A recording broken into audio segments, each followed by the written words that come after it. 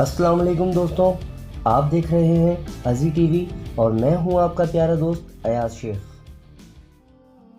दोस्तों, हज़रत इब्राहीम अलैहिस्सलाम अल्लाह पाक के लाडले तरीन पैगंबर हैं।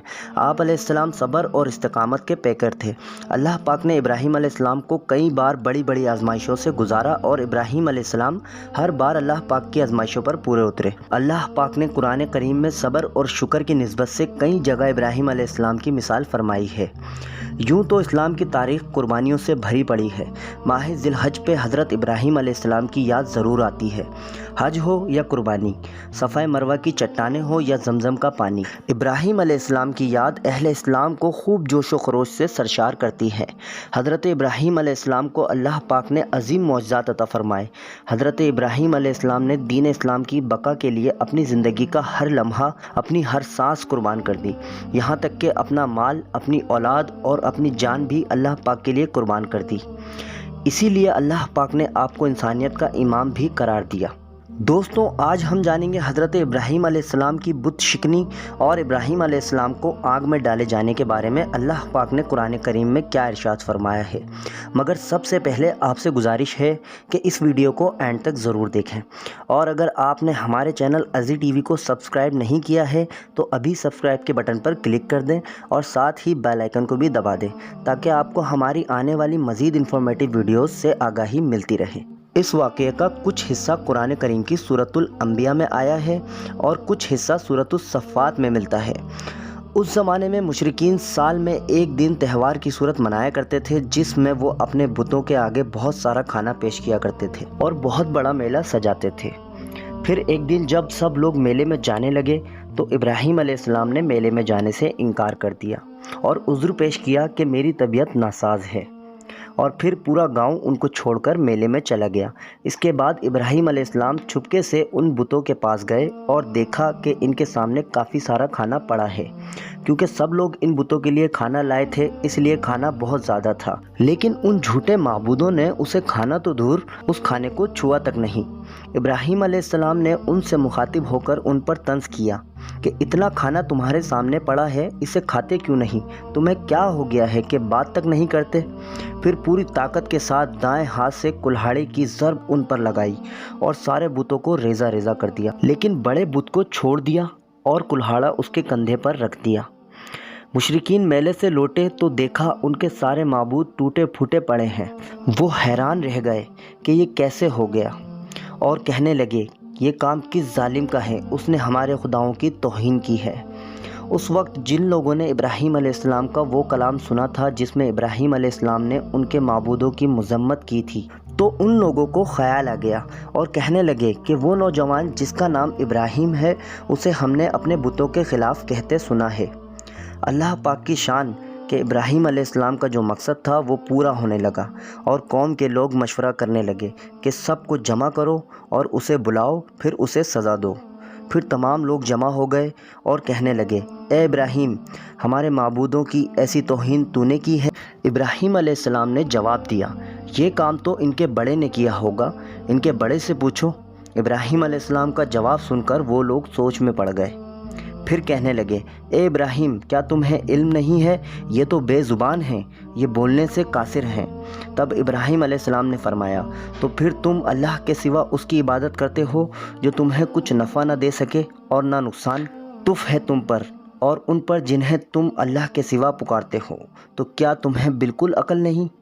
इब्राहीम अलैहिस्सलाम ने उन पर हकीकत अच्छी तरह खोल दी।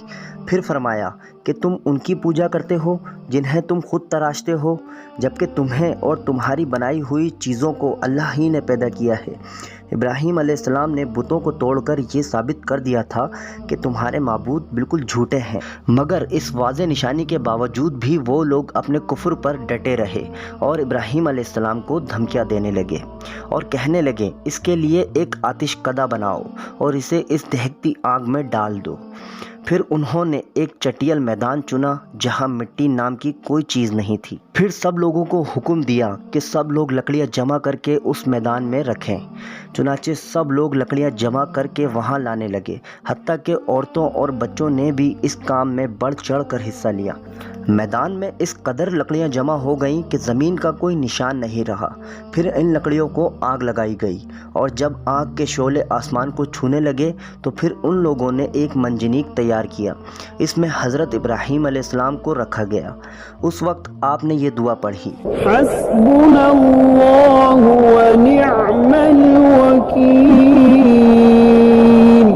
یہ دعا ہر محتاج اور مصیبت زدہ کو پڑھنی چاہیے۔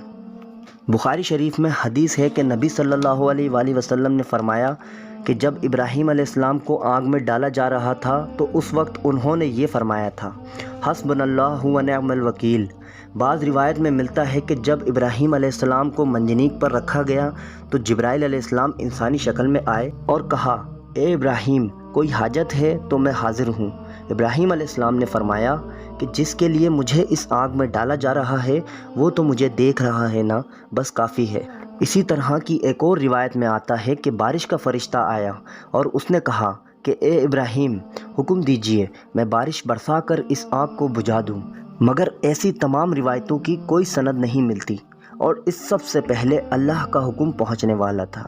اللہ پاک قرآن کریم کی سورہ انبیاء میں فرماتے ہیں، ہم نے فرما دیا اے آگ تو ٹھنڈی ہو جا اور ابراہیم کے لیے سلامتی بن جا۔ گو انہوں نے ابراہیم کا برا چاہا لیکن ہم نے انہیں ناکام بنا دیا۔ چنانچہ جب ابراہیم علیہ السلام کو آگ میں ڈالا گیا تو وہ آگ ٹھنڈی ہو گئی۔ آگ سے نہ ابراہیم علیہ السلام کے کپڑے جلے نہ ان کے جسم پر کوئی خروچ آئی۔ اس آگ سے صرف وہ رسیاں جلیں جن سے ابراہیم علیہ السلام کو باندھا گیا تھا۔ سبحان اللہ۔ لوگ اپنے اس خیال میں مگن تھے کہ جیسے ہی ابراہیم علیہ السلام کو آگ میں پھینکا جائے گا وہ جل کر راکھ ہو جائیں گے، لیکن سب یہ دیکھ کر حیران تھے کہ ابراہیم علیہ السلام بڑے ہی ناز سے آگ کے درمیان بیٹھے ہیں۔ بعض روایت میں آتا ہے کہ ابراہیم علیہ السلام نے فرمایا، جیسا سکون مجھے اس آگ کے درمیان تھا ویسا سکون آج سے پہلے کبھی مجھے نہیں ملا۔ پھر ابراہیم علیہ السلام آگ سے نکلے۔ اتنا بڑا معجزہ دیکھنے کے باوجود لوط علیہ السلام کے سوا پورے بابل شہر سے کوئی شخص ان پر ایمان نہ لایا۔ صرف لوط علیہ السلام ہی تھے جو اس واقعے کے بعد ان پر ایمان لائے۔ ان لوگوں کا یہ رویہ دیکھ کر ابراہیم علیہ السلام نا امید ہو گئے کہ ان کے بتوں کو توڑ دیا گیا۔ اپنی آنکھوں سے ان لوگوں نے اللہ کا اتنا بڑا معجزہ بھی دیکھ لیا، پھر بھی یہ ایمان نہیں لائے۔ اب اس سے بڑھ کر انہیں اور کیا نشانی چاہیے؟ چنانچہ حضرت ابراہیم علیہ السلام نے وہاں سے ہجرت کا ارادہ فرما لیا۔ دوستوں، ابراہیم علیہ السلام کو خلیل اللہ بھی کہا جاتا ہے، یعنی کہ اللہ کے دوست۔ اللہ پاک ان کی تعریف میں قرآن کریم میں ارشاد فرماتے ہیں، اور کون روح گردانی کر سکتا ہے ابراہیم کی ملت سے سوائے اس کے کہ جس کو اس کے نفس نے احمق بنا دیا ہو، اور بے شک ابراہیم تو وہ تھے جسے ہم نے اس دنیا میں چن لیا تھا، اور بے شک ابراہیم آخرت میں ضرور بالضرور ہمارے نیکوکار بندوں میں شامل ہوگا۔ اور جب کبھی بھی انہیں ان کے رب نے کہا فرما بردار ہو جا، انہوں نے کہا میں نے رب العالمین کی فرما برداری کی۔ ابراہیم علیہ السلام کے لیے اللہ پاک کے ان تعریفی کلمات سے معلوم ہوتا ہے کہ ابراہیم علیہ السلام کا مرتبہ کتنا بلند ہے۔ اور علامہ اقبال نے کیا خوب کہا ہے کہ بے خطر کود پڑا آتش نمرود میں عشق، عقل ہے محو تماشائے لب بام ابھی۔ امید کرتا ہوں آج کی یہ ویڈیو آپ لوگوں کے لیے کافی انفارمیٹیو رہی ہوگی۔ ویڈیو آپ کو کیسی لگی ہمیں کمنٹ کر کے ضرور بتائیں۔